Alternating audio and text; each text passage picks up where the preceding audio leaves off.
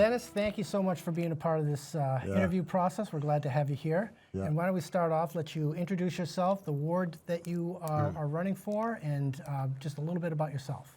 Yeah, my name is Dennis Soucy. I live in Ward 8, Concord, on Airport Road in Russell. I've been living there 40 years, and my wife has been in Ward 8 all her life. Ward 8, we belong to the Immaculate Heart of Mary Church. We've had many campaign rallies at my house. I'm with the Republican Party. I mean, I'm friends with both Democrat and Republican, but we do a lot of Republican events. And I feel that I don't know everybody in the Heights, but I think most people know of me. I could be going down the road and somebody call my name out. And we were at the Veterans Cemetery a week ago and 2 weeks ago for a ceremony, and one guy's yelling out my name, and I just kept on walking. He came up to me and he said, "Hey, Soucy, I vote for you all the time in Ward 8." And he told me who he was, and I said, "I never knew you." And I know now we're going to have a lot of new housing up at the mall area, 500 units, and they're building on Pembroke Road. Sure.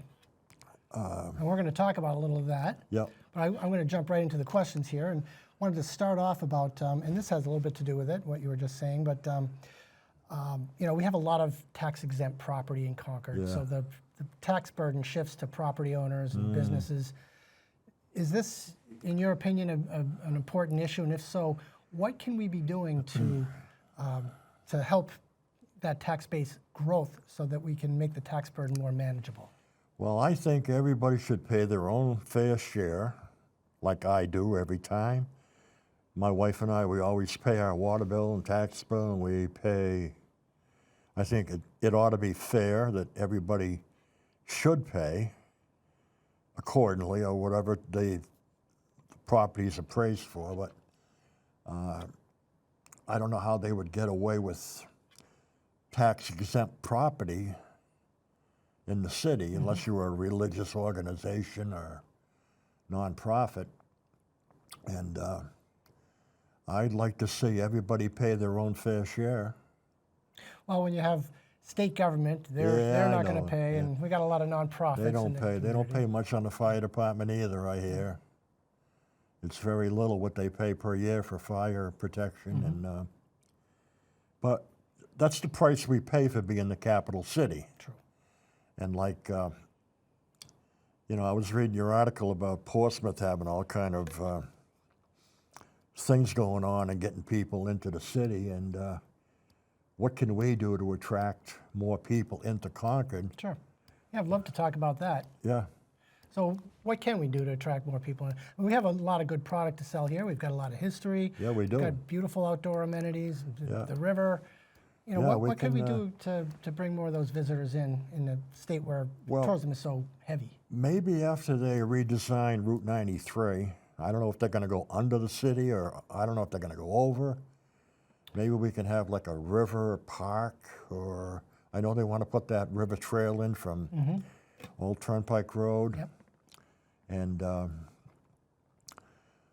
to me, we have to come up with a gimmick. If we can only have like a contest or something, like for a gimmick for Concord, to get something in Concord to get more people in. I don't know if a casino would be called a gimmick. I mean, I'm not a gambler. I would probably, if the casino did go through, I would probably go there once a month. If they had a good restaurant, I might go there often. But I'm not going to spend a lot of money there, but a lot of people will. And we have to come up with something to draw people in to the city. Yeah. Yeah. Maybe we can have like a contest. Put a letter in the Concord Monitor, or put something in the patch, or in the water bill, like we're coming out, we're trying to figure out what to do to attract more people. Like Portsmouth has the waterfront, so of course they got it all. Well, you know, so some would argue that you go back 30 years or so, that was a tough, rough and tumble town. Yeah. But they invested in tourism. They did. And, they did. And it's paid off. But no, I agree that tourism is a I think there's an opportunity here for us to bring in more money. I wanted to switch to another subject that has to do with the homelessness issue in Concord. It's an issue that just seems to be growing year after year. We do have some good organizations, the Coalition Against to End Homelessness, Family Promise, the Friends Program, other groups that have been addressing this issue, but it seems like we just can't keep up with the growing population. So what should we be doing differently? Well, I feel bad for the poor people that have to live like that, and the colder weather coming. I know Manchester has opened up another shelter on Beach Street. Nashua came up with a piece of land they had somewhere that they put a temporary housing tent city down in there, but people are complaining. They've already had violence down there because of it. Sure. We don't want that here. It's tough to see all these people walking around and, you know, you feel bad they're at the street corners trying to get something. Just about every corner, there's a man here, there's a woman there, or, Panhandle, in front of the supermarkets, in front of the, you know, you feel bad for them, but then again, how much of that is not really true? Because we found out that some of it is, you know, I don't know if you've seen some videos on there where people are panhandling and they're getting into a Cadillac with, you know, and driving off. We have a lot of homeless camps, though. I mean, there are people camping out in the woods here. Yeah. There was a homeless girl once. I was coming out of Shaw's supermarket, it was.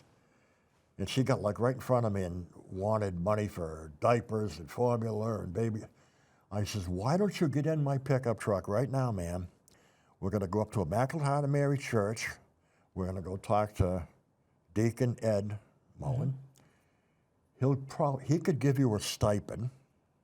We give away food all the time at church. We give away every weekend. They give it away.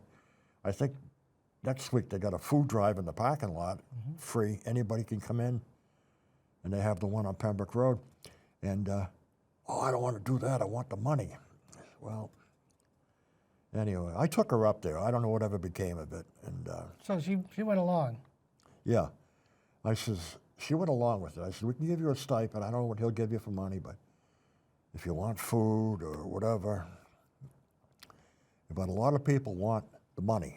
They don't want, Yeah. they want the money. And you know where the money's going to go for smoking and pot and whatever. Well, it's certainly a challenging issue for Concord and one that we don't have our arms around quite yet. I've got one more question, Dennis.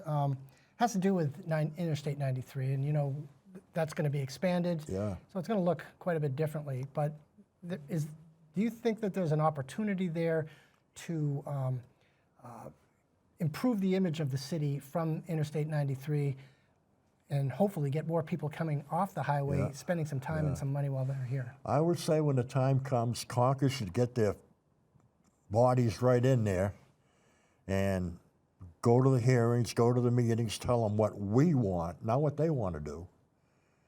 Some people say they want to bury it under Loudon Road, or they want to bring it around the back of the arena, coming around the other way.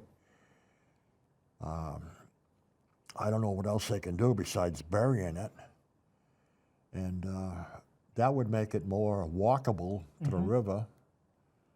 Well, there's access to the river from the east side of Concord, but the west side, not as much. I mean, there's a boat ramp at NHGI, but Everett Arena has a beautiful riverfront park. Yeah, and I would say when the time comes, whatever they're going to do with the Stickney DOT building there, I don't know if they're going to move that or the train depot. I mean the Trailways bus station. Yeah.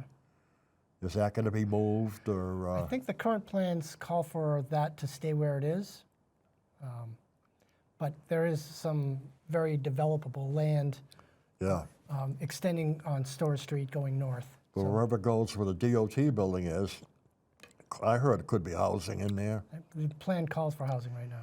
But if we're going to have all that housing at the mall, 500 units, you'll probably be 55 and older, no children, which will not impact our schools any by having 100 more kids going to school. I mean, where are we going to put them? You know, do we have room in these schools around the area to? But if you put 2 bedrooms, you won't see a lot of big families moving in over 55, or 1 bedroom. What are they going to make it, half and half, 1 bedroom, 2? I forget what it was. It's mixed use property. Yeah, and that'd be good. We need more housing in Concord, but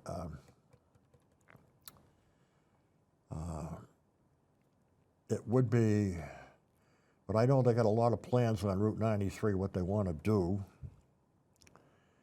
I would say we have to get everybody together, mayor, city council.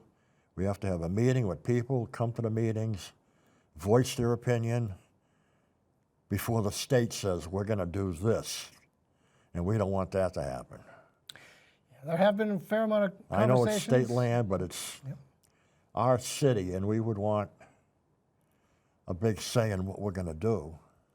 Well, it is an opportunity, and you're absolutely There is. right that we definitely need to have a strong say in that. We have to get all the people come to the hearings and the meetings and pack City Hall and get the news media up here and, you know, wow, look at all these people, what they want to do to the city of Concord, you know. But then again, Manchester's different, Nashville's different. I don't know what else to do to get anything more in Concord to attract people. But is a casino a good idea? I don't know. A lot of mixed feelings about that one, but we're not gonna go down that No. road during this interview. I don't know. It's, you know, everybody's got their own opinion about it. They can gamble if they want. But Well, I really appreciate you coming out and Yeah. spending some time talking about the issues, Dennis. Thank you. thank you.